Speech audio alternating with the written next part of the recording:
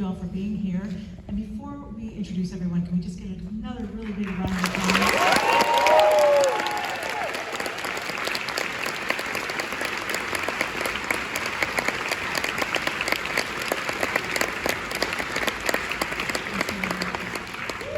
We have Katy O'Brian.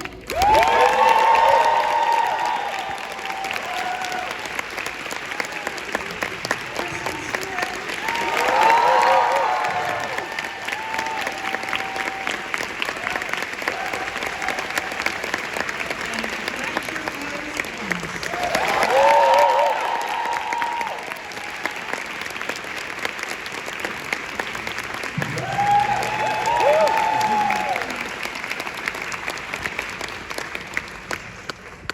Before we start, how much did y'all love Lies Bleeding?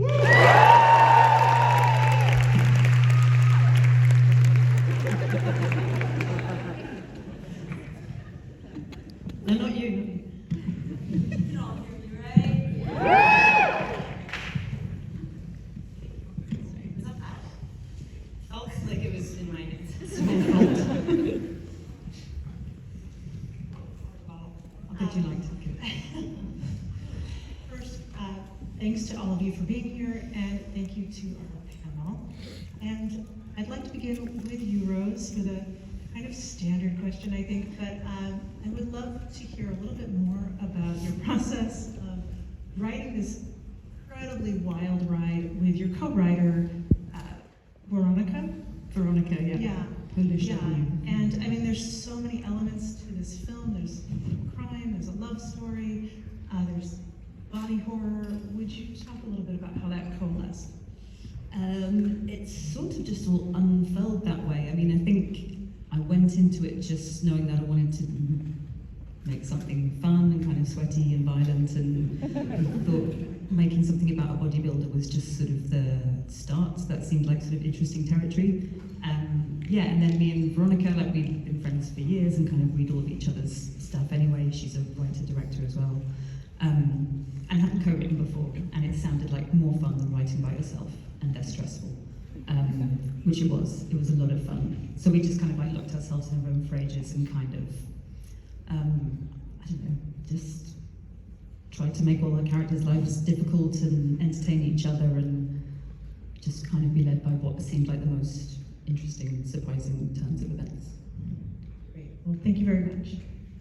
And Katy, I know that we talked about it just back in the green room, but I also saw you in interviews before, and you said you would riot if you didn't get this role. Would you talk about what it was about Jackie that really stood out, that you had to play her? I mean, it was a queer female bodybuilder from the Midwest, and I was like, I don't know many other actors that are that.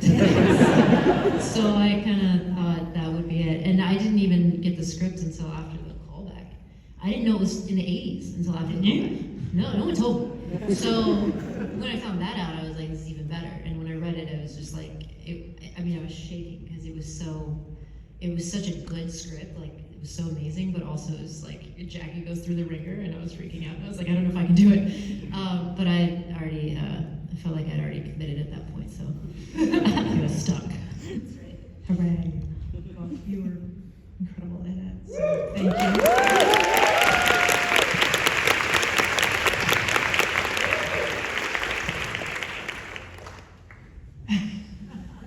We're vamping.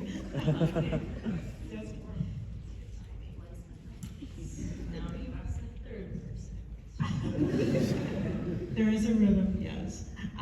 Well, Kristen, other than working with Rose, who of course made this incredible film, Saint Maud,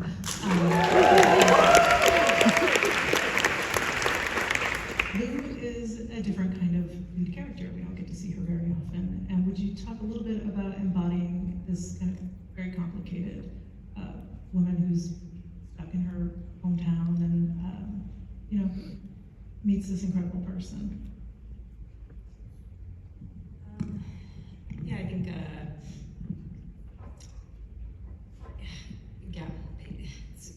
I mean, like, the sort of, like, general ways into being like, okay, you all just watched a movie, and being like, why did I want to do this, and how did I so many reasons why this was something that felt whole and full, but then also still sort of gaping enough to put yourself into. Lou is like, you know, somebody who wants to be a good guy, like wants to be an affable dude, and comes from like totally not normalized, but incredibly sort of standardized violence and fucking, you know, patriarchal shaping or whatever. And so I think like playing somebody who's just has like short man's complex and like just also wants to be like held. That never happens. I don't see that in movies, and the movie's about tons of other stuff, but just the way that person took up space was so interesting, because then you see this guy come in so big and like so strong and so like kind of sweet and open faced and like, you know, kind of protruding in this way. And like my girl is just sort of like, I just want to cease to exist because I fucking hate this place. And then you go, whoa, like imagine just getting bigger, you know, imagine actually being allowed to like, you know, swell. And that coinciding with kind of like falling in love with someone that you don't know at all. And then being like, maybe I'm a horrible person and I don't deserve love at all. So like, I just thought it was such a cool, it was just like so satisfying, and then also so painful and annoying, because it's like, how do we not have characters that, you know, I hate being prescriptive and talking about things too specifically, but like, how do we not have characters that look like that, and like main characters that feel like, you know, the little sister that is always being like told to shut up, and you're like, well, that's the guy who I want to fucking hear from. And then we do, but then also she has nothing to say, because how could she? Because how could she have a voice? Because what world does she live in? And then so she's like, I don't know, maybe I shouldn't say anything, and maybe I should be the tiniest little thing that just evolves into nothing. And then she's like, whoa, you're strong, let's hang out. Murder. Thank you for that.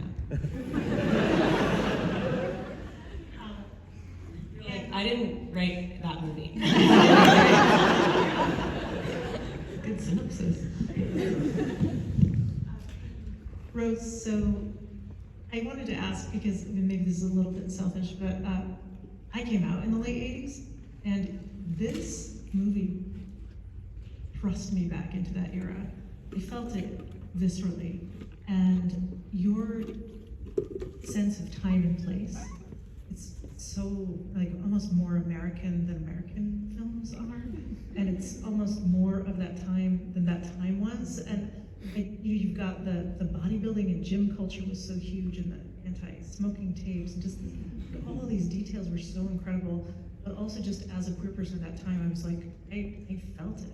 And I wonder if I don't know if you can even answer it, but just kind of talk about how you built that time and place that to me felt so hyper real.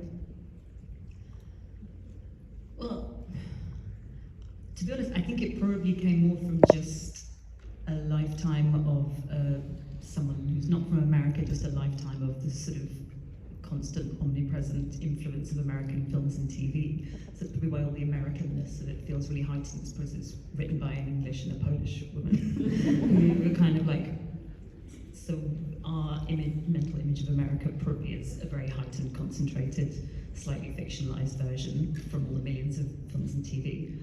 You know, I'd never even been to that bit of the country before until like we were going out to just do location recce's, and it's so weird being out there because you're like, this all feels really familiar, even though I've never been here before. It's sort of like, exactly, mythology or cliches. Yeah, so, and then it's just layers of different things. I guess you're working with all your different departments, and everyone's doing a lot of research, and I don't know, don't have a good answer.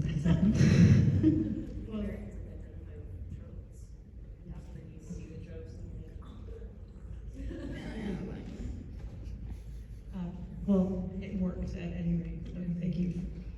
And Katy, I wanted to ask you about this scene early in the film with the two of you in the gym, and the first injection, which is kind of very intimate and open with this stranger. That's before any sex occurs. Would you talk a little bit about how that scene worked for you in the moment, and how you kind of approached that? How it worked for me the most? I mean, it was in the script, and I mean, obviously in real life, you're not gonna be like, yeah, I'll do some steroids with you, sure, like, yeah, fuck it. Yeah, I just said in the butt, because I didn't know, I was like, I don't know where people do it, but I think like the butt's a good place, and it just kind of worked. Honestly, it seems like you wrote that, because it seems like her saying more than... It's like, I want it in the butt. That's right, yeah. Yeah, I don't know, yeah, it's just kind of one of those things, that's where the love starts, that's where the rage starts. It's like everything kind of begins in that moment, so I think we wanted it to be like really cute and playful and not weird at all, that's what we were doing. Yeah, you sort of seem like kids in that scene. Yeah. All the concentrated little moments of injection where like we don't even fucking know each other. Yeah. But we feel so strong because we like each other. That's like steroids, like, you know, steroids, like they make you feel big and strong when you're not, which is like something that love does. Did everyone see this movie? Oh, Q&As, man. Well, I was going to, Kristen, to ask you about this really beautiful love story and the idea of kind of love at first sight and how that brings Lou out of her place in this town of, you know, plunging toilets and kind of the kind of quotidian, you know, day-to-day of it. Would you talk a little bit about the big love story? Thank you. Talk about the love story. It's weird. It's like I know that it is it's a romp because it's fun and we like each other and we have sex and stuff. But they don't. I don't know. It's like such an anti-love story because like all the things that make you feel strong and alive and like capable and yeah, filled out or something. You know, if it doesn't start with you. If it doesn't come from a place that's like self-realized, well, it doesn't really have anywhere to go that's like realistic or sustainable or whatever. So these people just go like, we are so incomplete, sort of bash into each other. I think that we're having different conversations the whole time. Like I think like her sort of self-belief and her kind of like, you know, I'm gonna be like, if I can believe that I'm big enough, then I will be, and I'm like, I don't believe in anything, so that's hot. Like, I don't think they're the same at all. I think by the end of the movie, you're like, I don't know, maybe you shouldn't have killed people, and like, maybe you shouldn't have run off together, but like, the feeling that you get when someone sees you and someone believes in the story that you're telling, especially when like the story that you need to survive on in order to come, is one that is filled with like sort of self-aggrandizing where you're like, okay, so look, I'm not bigger than you, but just pretend like I am. Do you know what I mean? Like I'm not bigger than her, but if she didn't fucking pretend like I was in those moments, then it wouldn't have worked, and that's a lie. And so many love stories are filled with all of the sort of like projection and like self-aggrandizing, and so you just go like, I'm big enough with you, and then at the end of the movie you're like, well, I don't know, maybe none of this is real, and maybe like the American dream is totally full of shit. And like, also, can you guys please still stay together? Like it's sort of where you're like, I'm not sure where I land here. So I love the love story, but I also love that it's like filled with, you know, we co-sign. You like co-sign each other's stories, and given time you go like, believe in you if you believe in me, you know? But that's just an idea, and ideas are fleeting and words are wind. So like, Yeah. I believe in me if you believe in me. It's really fucked up. how long's that gonna last? Yeah. And yet, I think everyone wants them to just succeed. Just feels like we want it. Yeah, of course we do. We're selfish, yeah. Yeah. And then, Rose, I wanted to talk to you a little bit about just kind of threading this very funny movie with also some kind of body horror and just kind of threading the humor and the more violent elements of it together. How to get all of those disparate things working? I don't know, it's sort of just what came out naturally, I think, which I don't know what that says, but I think just finding, I don't know, what the icky bodies and kind of like body horror. It's just what comes out naturally. I think I've just always been really interested in the relationship that people have with their bodies. And that can be funny, and that can be gross, and that can be really interesting. So, all those things go hand in hand anyway. And the humor is kind of a release from some of the violence. The humor is a release from some of the violence as well. Indeed. Yeah. Well, thank you. And Kate, would you talk a bit about these, just your kind of physicality in the film, and the bodybuilding scenes are kind of poetic until, of course, you cough up Lou, and that's It's very beautiful. it very much is. Yeah. But it's so it's really beautiful, and I wonder if you would just talk about kind of incorporating that into the film, and then also these scenes of body morphing and kind of rippling and the shape shifting of your body in the film.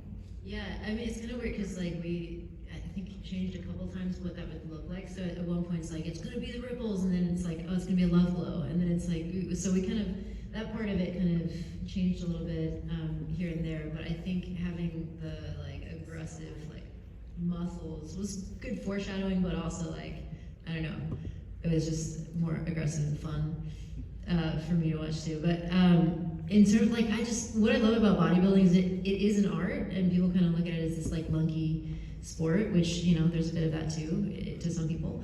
But I think the choreography of it can be really beautiful, and, like, to see each individual muscle and to see it, in a different light, literally, I just think it's really fun. So we actually, like, Rose came over to my house for, like, a day, and we just kind of messed around with some poses. What did the routine? Yeah, and I have amazing pictures and video of Rose doing parts of it, which will be released. It's incredible, with, like, a cigarette, like. This is all just me secretly wanting to be a bodybuilder, but having zero. With my dog, like. Well, because we kept saying, yeah, we'll get someone to choreograph it, we'll do it properly, I promise. And then it kept, like, the shoot was happening, and it was like, fuck, when are we going to do the routine? So it's literally like a couple of days before. Yeah, and we even messed around with the day out too. But Jackie would have been making up herself anyway. So. 100%. Yeah, I just think Jackie can't afford a trainer, so like I'm just watching whatever's on TV, and that's what we're doing. But I think we also wanted to show, like, I'm not quite in my right mind, and then I kind of go into this, like, default mode of this is it, this is my dream, like I'm making it happen, and then I vomit up Kristen, which someone's dream, I'm sure.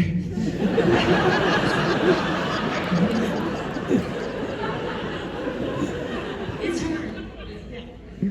It's that's all the most fun stuff to film, because, like, I feel like male bodybuilding is inherently more embarrassing because you're naturally stronger. Like, that's, like, something that you don't have to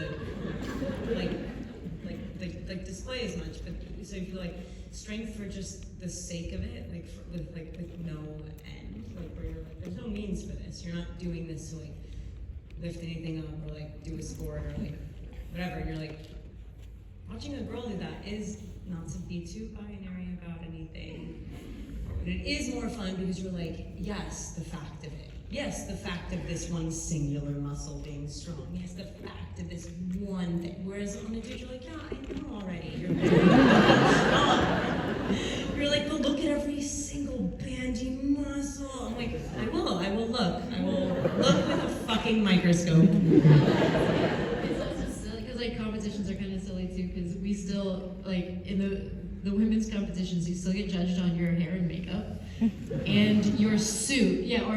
So, like, my first competition, I had, like, a hand-me-down bodybuilding suit, And I got docked mega points because I had a hand-me-down bodybuilding suit, so I had to spend, I'm not fucking with you, $500 for that tiny piece of fabric that's bedazzled for my second competition, because that's just what it cost for like a loincloth. How did they know it was a hand-me-down? Oh, it didn't fit as perfectly. Like they're like catered to, it barely covers your nipple. It's like it's your body. But yeah, and then you gotta smile the whole time. You're like, I'm beautiful, but I'm in pain, and it's silly. It's fun, it's silly. Kristen, I wanted to go back to you for a little bit, just to talk a little bit about your other relationships in the film, particularly Lou's need to protect her sister and kind of being hemmed into this town that she hasn't left. I think in big part to protect her sister. I wonder if you would talk a little bit about that relationship, and then also just working with Jenna Malone, who's kind of a legend in her own right. I love Jenna so much. From when I was younger, I always would see her in movies and just be like, that's the kind of shit I want to do, man. I want to work with people like that. So yeah, that's fun. That's like a weird sort of like familial throwback where I was like I grew up wanting her to be my sister. And yeah, like that relationship is, it's like the stuff that you hold yourself to that exists. It's just sharing the same space. It's the same thing between Jackie and Lou being like Lou's just got all this sort of displaced anger and love, and there are two sides of a coin that can't escape itself. And yeah, just sort of like having this receptacle of all of your love, and then like putting so much pressure on this one thing to accept it, and unless they do it in the way that's satisfactory for you, then they're failing you somehow. And it's like, well, you don't even know her, you don't, this is not a reciprocal relationship anymore. And clearly like this has become something that is like just like so loaded and laden and like full of,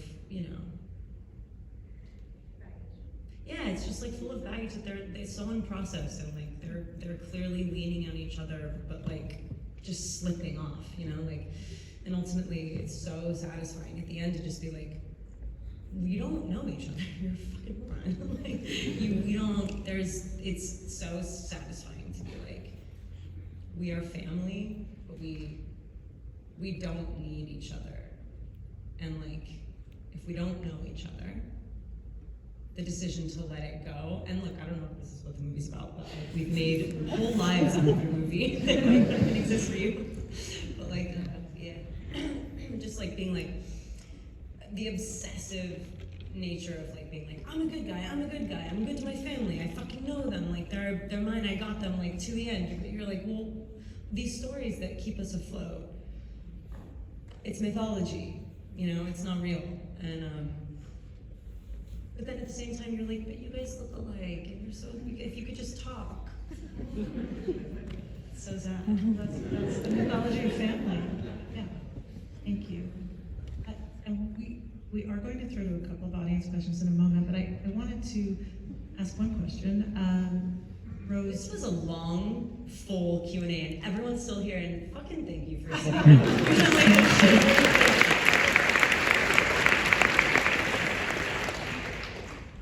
Rose, I want to ask you, you made this incredible film with this incredible queer love story, which will now become part of canon, but you did not make a meal out of the fact that that's who they are. So while we shouldn't talk about it, it still is kind of radical and a big deal because we don't get to see these stories very often. So it will become a part of a very important canon. I said earlier that it's going to be my new Carol. I'm going to watch it every Christmas. So, Rose, would you talk a little bit about creating this film that already, I've seen it twice now, it's already incredibly meaningful to me and just so much fun.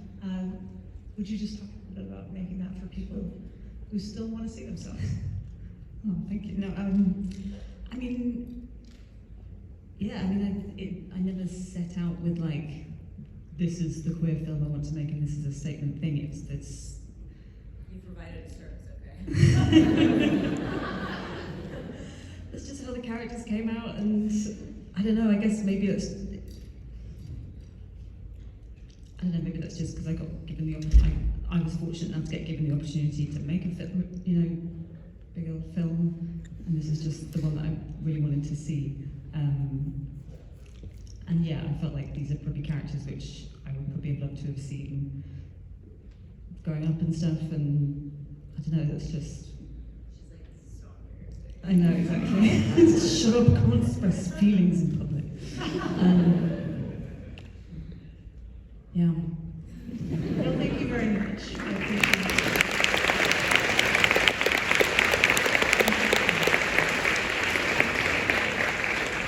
So we have time for a couple of questions, and we have some mics going out. I saw this hand go up first right here in the second row. It was really great and interesting film. I was just very curious about the technical aspect of like how your body like expands and like what was the process of that? Like was it like prosthetics or like I was very curious because it was so seamless. Like She trained really hard. So me. Natural, baby. I want to know you about your shoes. Your shoes. They're so cool. That's all you. I was wearing, obviously I got in shape for the movie, but I had to wear dots and then someone else did all the other stuff to make Yeah, me the only scenes that haven't. I mean, there's like a few of those like big over the top kind of close-ups where you kind of, those are just pure VFX. And we have Time-Based Arts, who are an amazing VFX company based back in London. But there's only a handful of those shots, and then obviously the little bit of effect when she throws up Kristen. Also, it's just like comedy good. Yeah, just like paddling pool full of lube, and then kind of yeah. I mean, filming that's just kind of the most fun, ridiculous stuff. You've got Katy with dots all over her head, kind of going, and sort of trying to describe to you what's happening. Like, okay, now it's